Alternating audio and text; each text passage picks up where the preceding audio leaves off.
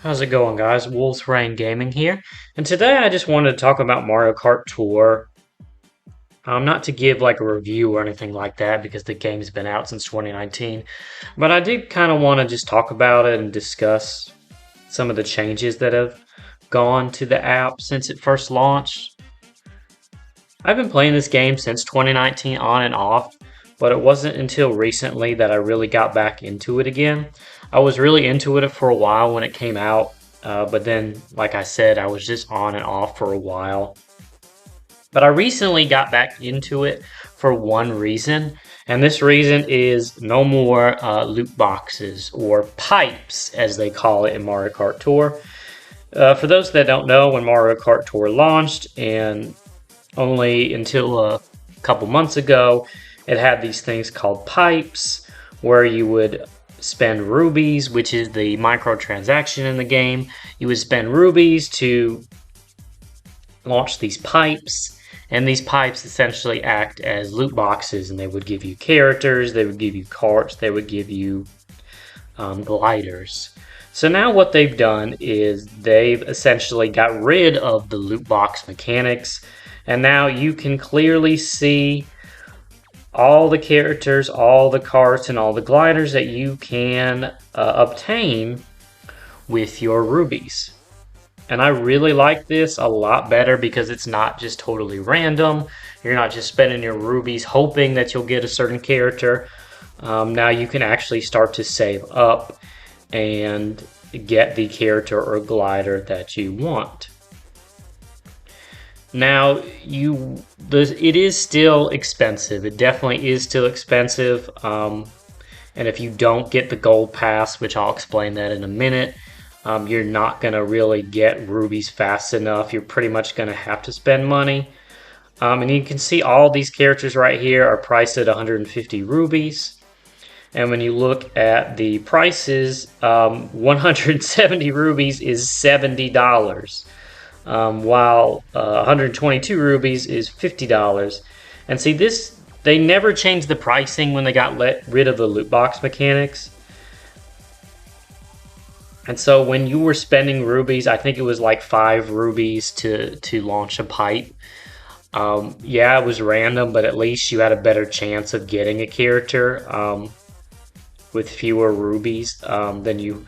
I mean, now, you know, if you want, like, let's say I want this Mario and I don't want to earn, spend time to earn 150 rubies, I got to go and spend $70, which is absolutely ridiculous. I would never do that. They do have these discounts sometimes, where you can get this hard hat or this Mario for 105 rubies, but there is still a time limit on it, which is a little annoying. Like, this is one day left. I'm not going to be able to earn enough rubies to get this builder Mario without spending at least some money. Now the items do recycle, but they still have these timers on. So they got rid of the loot box mechanics, but there is that kind of a lot of that mobile game stuff that really just kind of irks people and turns them away from the game. The Mii racing suits, these are always 70 rubies, so if anything, you can at least get these. But I've been patient and I've saved up. They also have the daily selects, which they've always had, and you can spend coins on getting certain characters and cards. Sometimes they have rare ones up there. So the thing is, you're not going to earn rubies quickly without purchasing what's called the Gold Pass. So the Gold Pass is $5 a month, and that allows you to obtain additional rewards for playing the game. So, like, for example, this first tier here, you get 10 rubies and 500 coins without the Gold Pass. But with the Gold Pass, you get 15 more rubies and 5,000 coins. With the Gold Pass here, you get a gold glider, you get a gold car, you get a chance to fire a gold pipe, which gives you a rare item. So the Gold Pass is pretty much, I would say, necessary if you want to obtain these rare characters and these rare rewards. So you will end up paying some money. I don't mind playing because I do spend a lot of time playing this game. And $5 a month does might seem like a lot to some, and that I understand. You know, $5 a month for just some additional rewards and challenges uh, cannot really seem like a good deal. But I enjoy the game a lot, and so I do end up paying for that to get a lot of these, additional rewards and such. And I've unlocked a lot of characters just by with the gold pass, and the challenges will give you rubies, and just playing the game normally. So now that I've kind of talked about the loot box mechanics being gone and that out of the way, there is a lot that I enjoy about this game. For one, you do have all the additional challenges, like time trial, Goomba takedown, combo attack, kind of little mini challenges like you might see. Like if you remember Mario Kart DS, they had the challenge mode where you did certain challenges. These have always been in the game for the start, but I've always enjoyed that. And then the fact they always remix courses. They remix them, they reverse them, they put all these crazy tracks in them, and they have courses from uh, all across the Mario Kart series. And they also have a lot of new courses that they add. A lot of the courses that you see right now in Mario Kart 8 with the booster pass, with the courses that they've been adding, came from Mario Kart Tour. Actually, all the tracks they've pretty much took from Mario Kart Tour. So all the new ones that you might see, like Ninja Takeaway or Merry Mountain, those came on Mario Kart Tour first. Now, Sky High Sunday, which came in Mario Kart 8, that actually came to Mario Kart 8 first and then came to Tour maybe like a week later, but you could tell with its graphics that it was designed with Tour in mind. They just decided to bring it to Mario Kart 8 first. But yeah, there is a lot to love about this game. There's a lot of characters, a lot of different cards, um, and it's a lot of fun to try to get the best score that you absolutely can. Oh, I did forget to mention that with the Gold Pass, you also get 200cc, which I cannot play this game any other way. I have to play it in 200cc because it makes the game so much more frantic and fun as opposed to just doing it on the normal difficulty. Because you're just speeding through the stage, going over these jump boosts, going over these ramps, using items, and just to me, it's just a lot of fun. And you collect coins on the track. You also collect these green tokens, which you can use to get additional rewards in the store. Like you could get a gold pipe, which like I said, gold pipes give you the rare items or the rare, not rare items, but rare characters, rare gliders, rare carts, etc.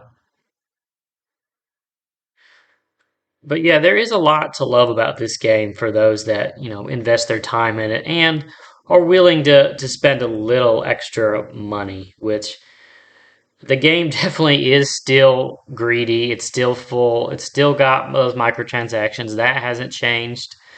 A lot of people still think, that's gross mechanics. They don't want to support that. But for me, it's a good time waster when I'm on my phone. I can just pop in and play a few races and, you know, complete a few challenges. I do also like what's called the ranking. So every so often, the cups will have a ranking system where you compete against other players to get the highest score. And it's usually pretty easy for me, at least, to get number one ranking. So you can see with the number one ranking, I get a gold pipe, I get a a new cart, a new me suit. I get 25 rubies, and that changes every so often. So I like that a lot. That gives kind of a competitive nature. Also, if you play the multiplayer component, every time you compete in the multiplayer component, you do get a chance to fire the green pipes, which occasionally, if you fire enough green pipes, you will get a gold pipe, which gives you a rare item. But the green pipes do still give you characters and carts and gliders. So even if you don't have the gold pass, you're still going to be able to get characters and gliders and such. You just necessarily won't get the rare ones. Another thing I do like is they're constantly updating the game. They've been constantly updating this game since it came out in 2019 with new cups, new courses, new characters, new cards. Um, I don't know. I just enjoy the game a lot, and I'm glad that the game is still going because Nintendo's mobile gaming has been a bit rocky. I think of games like Miitomo, which I enjoyed a lot. It wasn't really a game, but it was more like a social networking, a really cute type of game. That ended support. Then there was Dr. Mario World, which was a mobile game. Actually, that's one of my most popular videos on this channel is the Dr. Mario World video. That one I really enjoyed, and they just ended it. And they just ended it after maybe I think 2 years. Um, and there's no way to to play that game offline. So there's no way to access that game again. So I'm glad that they're still continuing with this game. Now, this game has to be making money, or they wouldn't continue it because that seems to be the philosophy for these Nintendo mobile games. If they're not making money, they're just going to discontinue the service. So people must be spending some kind of money on this game, whether that's the Gold Pass or the microtransactions, etc., etc. So yeah, so what I want to know is what are your thoughts about Mario Kart Tour? Have you been playing it since its release? Do you prefer the loot box mechanics that it once had, or do you prefer this new system where you get a chance to see what characters you can get? Um, if you just let me know down in the comments below, and if you want to, feel free to like this video, feel free to subscribe, because I am going to try to update this channel more this year. That's one of my New Year's resolutions, and I do want to update it with more videos and such. But I appreciate it, and thank you for watching.